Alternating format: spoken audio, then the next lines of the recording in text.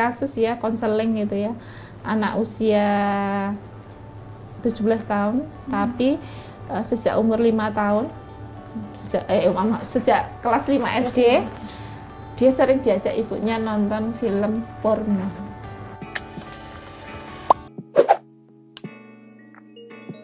Kemarin juga kebetulan saya dapat kasus ya konseling gitu ya, anak usia 17 tahun tapi sejak umur 5 tahun sejak kelas 5 SD dia sering diajak ibunya nonton film porno.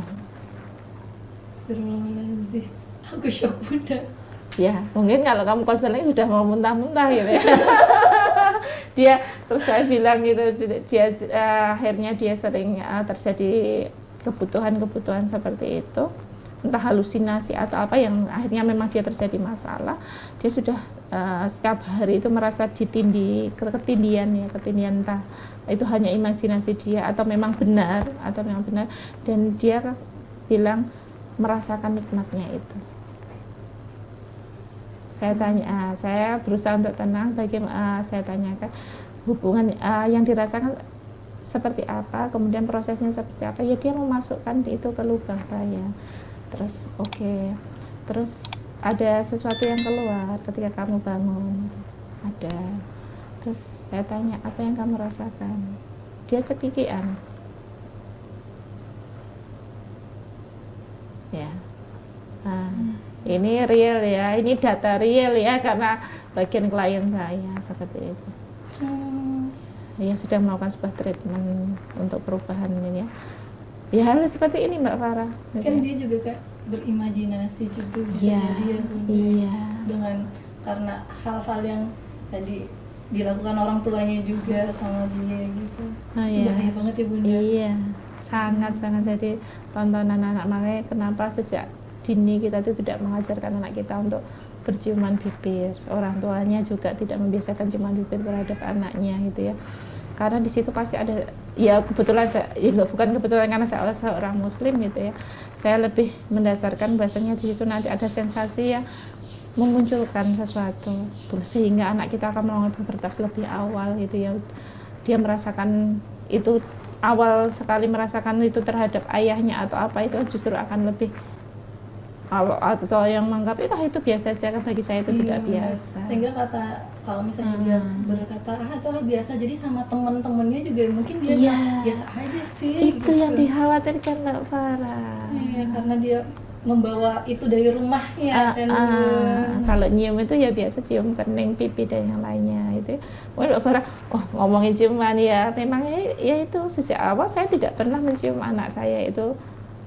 Dan saya memang tipe malah pas bayi itu saya bisa mungkin tidak mencium bagian pipi karena saya khawatir membawa virus gitu ya sejak kecil, sehingga anak saya terkurangi flu-nya, dan karena orang dewasa yang sering membawa virus dari luar. Itu juga dari sisi kesehatan, kenapa Allah itu tidak membolehkan itu misalkan ya sesuatu yang bukan mahramnya gitu ya, itu karena memang ada sesuatu yang tidak baik di luar itu kayak gitu ya. Nanti kalau dia sudah terbiasa, biasa kok ayah penyium gitu ya. Nanti kalau dia remaja terus tiba-tiba ciuman terus bilang kan biasa. Siapa yang beredukasi? Siapa yang beri role model? Dari rumahnya itu. Dari rumahnya sendiri. Ya. Apalagi sekarang orang-orang zaman modern itu kiblatnya kan ke orang-orang barat yang melakukan hal itu biasa gitu loh. Mungkin dibilang ya itu ya lifestyle tren ya, atau apa itu tren gitu. Masya Allah. Nggak, saya memilih udahlah nggak apa-apa jadi orang kuno. Iya, kayak kuno tuh masih tidak banyak paparan gitu. Biarlah gitu ya, agak apa gitu ya. Nah berarti sejak kapan tuh Bunda mulai diberikan pendidikan seksual bagi anak-anak? Sejak dini usia 2 tahun, 2-3 tahun. Kalau 1 tahun itu masih kesulitan, ya 2 tahun itu sudah tahu minimal. Kita membiasakan anak kita menggunakan baju yang kalau perempuan ya, kebetulan anak saya perempuan. Jadi sejak dulu tuh saya sangat tidak nyaman kalau anak saya itu pakai baju you can see. You can see. Bisa Itu sudah tidak nyaman gitu ya. Dia bilang, nanti semua yang minimal ada lengannya pendek.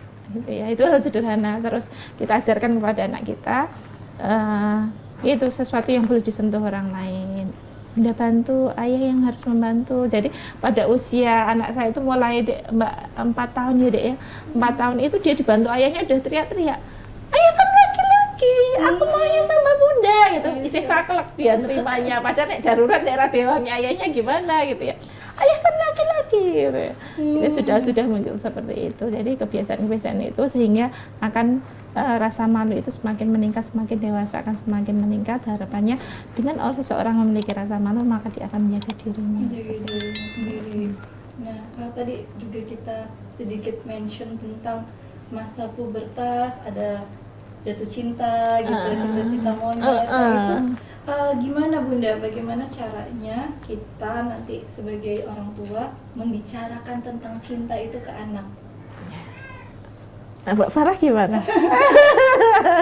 Ya kalau dulu sih karena memang mama sama papa orang tua saya itu juga orangnya suka bercerita gitu. Alhamdulillah orang tua masa sekarang ya.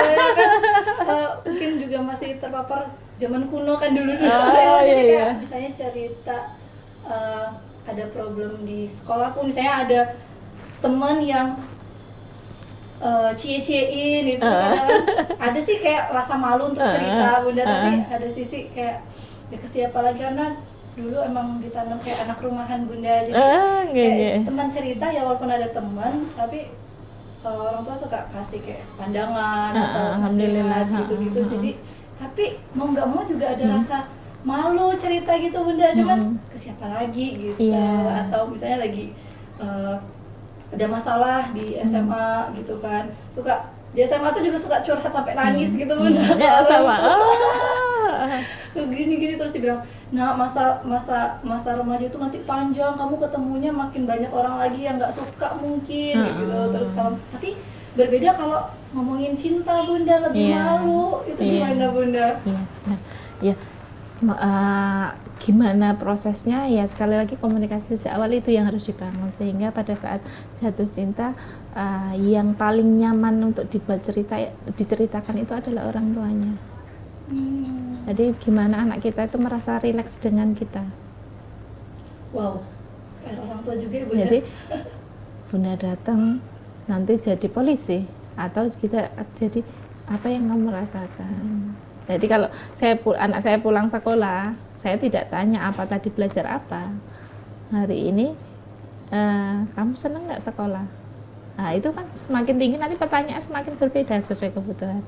Oh, iya. Ya, ketika nanti dia sudah masa remaja mungkin ya SMP gitu ya, kita juga tanyanya sudah berbeda.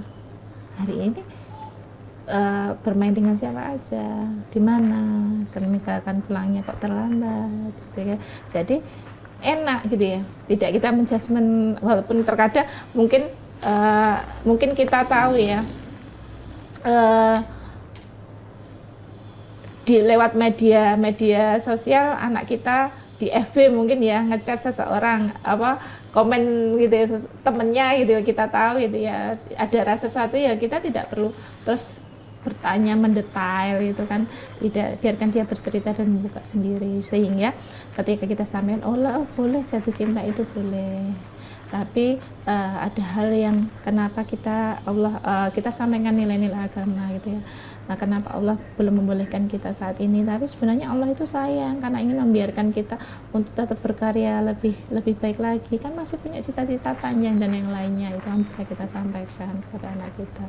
Tapi tidak terus menjadi polisi, kita ngelihat di FB-nya langsung detektif tiba-tiba jadi detektif, pasti sudah itu tidak ada rasa rileks untuk bercerita kepada orang tuanya. Karena katanya tuh ada pembelaan anak remaja itu bilang, kan aku punya privacy Bun, aku punya privacy, itu kan misalnya yang akhirnya punya tembok antara anak sama bundanya. Padahal di kamar kan nggak tahu ya Bunda mereka ngapain atau misalnya seperti apa.